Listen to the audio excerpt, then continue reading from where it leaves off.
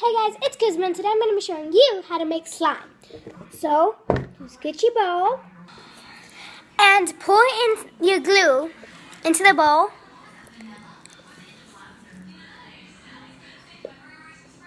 Trying to get it all out. So then next you could just get your Tide and then pour it in. Then start to mix.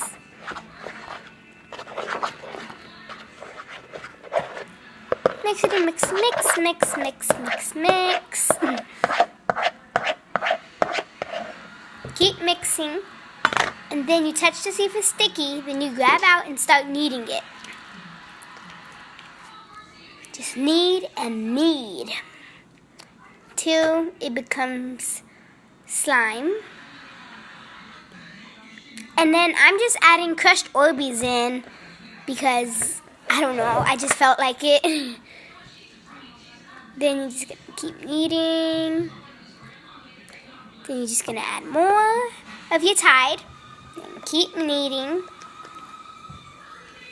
And then keep kneading until it starts to become more like slimy. Yeah. And then here's my finishing product. And don't forget to like, comment, and subscribe. And yes, this is my slime with crushed Orbeez. Don't forget to like, comment, subscribe. And peace out.